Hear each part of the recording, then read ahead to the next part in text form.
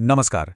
जरा सोचिए, सिर्फ 30 साल के अंदर एक 600 साल पुराना साम्राज्य पूरी तरह धूल में मिल जाता है और उसकी राख से एक बिल्कुल नया देश जन्म लेता है।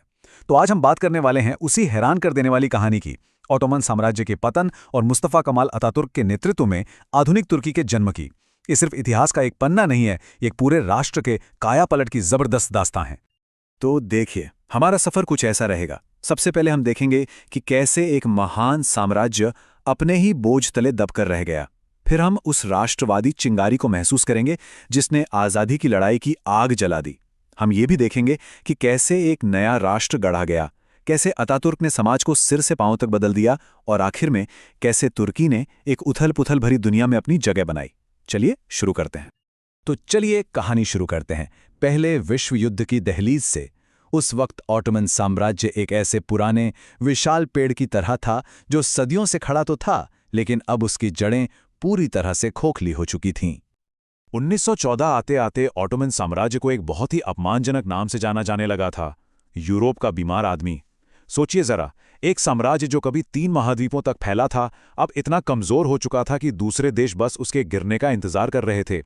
ये सिर्फ एक कहावत नहीं थी, ये एक चेतावनी थी कि अंत अब बहुत करीब है।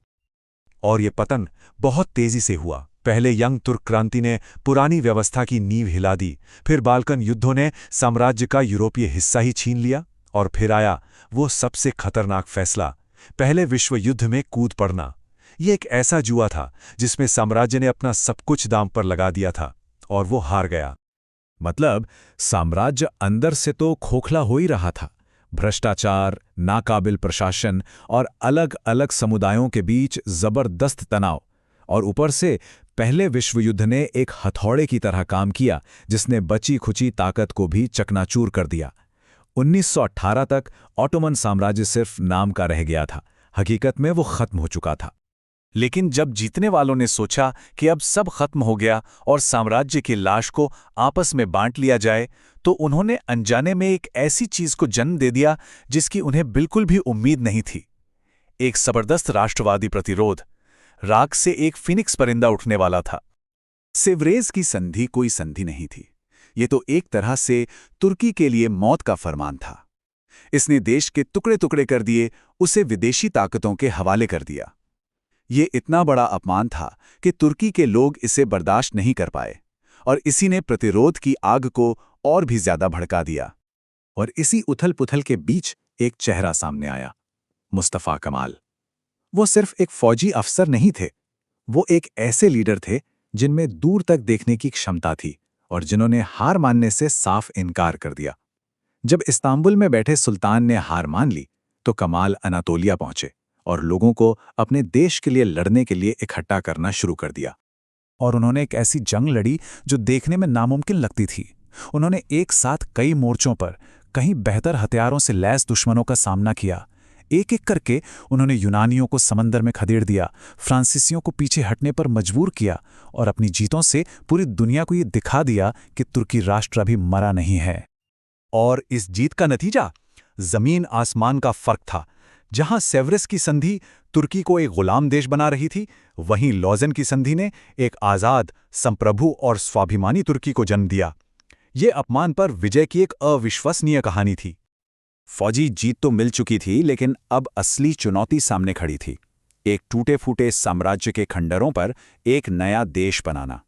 और इसके लिए मुस्तफा कमाल के दिमाग में एक बहुत ही साफ और कट्टर योजना थी। और फिर आया वो तारीखी दिन, 19 अक्टूबर 1923।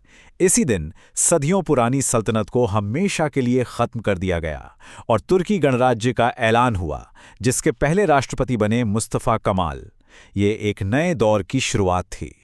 कमाल, जिन्हें अब अतातुर्क यानी तुर्कों के पिता का खिताब मिला, उनका एक सीधा लेकिन बहुत शक्तिशाली सिद्धांत था, घर में शांति, दुनिया में शांति। मतलब साफ था, अब बाहर लड़ने का नहीं, अपने घर को बनाने का वक्त था। अब सारा ध्यान सिर्फ एक मजबूत, एकजुट और आधुनिक तुर्की बनाने पर था। अब आता है कहानी का वो हिस्सा जिसने तुर्की को हमेशा हमेशा के लिए बदल कर रख दिया, अतातुर्क की क्रांति। और ये सिर्फ कोई सियासी बदलाव नहीं था, नहीं, ये समाज, संस्कृति और पहचान को पूरी तरह से नए सिरे से गढ़ने की एक कोशिश थी। तो सबसे पहला काम, पुरानी सियासी व्यवस्था को जड़ से उखाड़ फेंकना। सल्तनत खत्म की गई, फिर गणराज्य की स्थापना हुई और फिर आया सबसे विवादित फैसला, खिलाफत का अंत। इन 3 कदमों ने तुर्की को उसके शाही और इस्लामी अतीत से पूरी तरह से अलग कर दिया। इस पूरी क्रांति के केंद्र में एक शब्द था, लाइक्लिक, यानी धर्मनिरपेक्षता। लेकिन समझिए, यह पश्चिम वाला सेक्युलरिज्म नहीं था। यह एक बहुत ही रैडिकल, एक बहुत ही कट्टर विचार था। इसका मकसद था धर्म, खास तौर पर इस्लाम को पब्लिक लाइफ से पूरी तरह हटाकर उसे सिर्फ एक निजी आस्था का विषय बना देना। अतातुर्क का मानना था कि तरक्की के लिए यह कदम बेहद जरूरी था। इसके बाद तो कानूनी व्यवस्था में जैसे भूचाल आ गया। इस्लामी शरिया कानून को रातों रात खत्म कर दिया गया। उसकी जगह यूरोप से सीधे सीधे कानून उठाए गए। सिविल कोड स्विट्जरलैंड से, क्रिमिनल कोड इटली से और कमर्शियल कोड जर्मनी से। इसने शादी, तलाक और विरासत जैसे मामलों को हमेशा के लिए बदल दिया, खासकर महिलाओं के लिए। शायद सबसे बड़ा और नाटकीय बदलाव भाषा में आया। 1928 में तुर्की ने सदियों पुरानी अरबी लिपि को छोड़कर लैटिन वर्णमाला को अपना लिया। जरा सोचकर देखिए, एक सुबह आप सोकर उठें और आपके देश की पूरी लिखाई बदल जाए। इसका मकसद सिर्फ साक्षरता बढ़ाना नहीं था, बल्कि तुर्की को सांस्कृतिक तौर पर मिडिल ईस्ट से दूर और यूरोप के करीब लाना था। और ये बदलाव सिर्फ कानून और भाषा तक ही नहीं रुका, ये लोगों की रोजमर्रा की जिंदगी में घुस गया। पारंपरिक फेस टोपी पर पाबंदी लगा दी गई, महिलाओं को वोट देने का हक मिला, वो भी फ्रांस और स्विट्जरलैंड जैसे देशों से पहले। और तो और हर किसी के लिए एक पश्चिमी स्टाइल का सरनेम रखना जरूरी कर दिया गया। ये एक नई तुर्की पहचान बनाने की जबरदस्त मुहिम थी। इन सारे सुधारों को एक साथ मिलाकर एक विचारधारा बनाई गई जिसे कमालवाद कहा जाता है। इसके 6 तीर, गणतंत्रवाद, राष्ट्रवाद, धर्मनिरपेक्षता, ये सिर्फ शब्द नहीं थे, ये नए तुर्की गणराज्य के वो स्तंभ बन गए जिन पर पूरे देश को खड़ा होना था। ये एक नए राष्ट्र का ब्लूप्रिंट था जिसे बहुत सख्ती से लागू किया जाना था। लेकिन ये समझना भी जरूरी है कि तुर्की ने जो रास्ता चुना वो कितना अलग, कितना अनूठा था, खासकर जब हम उसकी तुलना पुराने ऑटोमन साम्राज्य के दूसरे हिस्सों से करते हैं। ये फर्क आप साफ साफ देख सकते हैं। जहां एक तरफ तुर्की ने लड़कर अपनी आज़ादी हासिल की और एक कट्टर सेक्युलर देश बनाया, वहीं दूसरी तरफ अरब प्रांत यूरोप की कॉलोनियां बन गए, जहां इस्लाम सियासत का एक अहम हिस्सा बना रहा। इन 2 अलग अलग रास्तों ने ही आज के मध्य पूर्व को वो शक्ल दी है जो हम देखते हैं। और अपने इस नए देश को बचाने के लिए अतातुर्क के बाद जो लोग आए, उन्होंने एक बहुत ही समझदारी भरा कदम उठाया। जब पूरी दुनिया दूसरे विश्व युद्ध की आग में जल रही थी, तुर्की ने बहुत होशियारी से खुद को अलग रखा। वो न्यूट्रल बना रहा। पहले विश्व युद्ध की भयानक यादें अभी भी ताज़ा थीं और वो अपने इस नौजवान गणराज्य को एक और बड़ी तबाही से बचाना चाहते थे। तो आखिर में सवाल यही बचता है कि अतातुर्क की विरासत क्या है?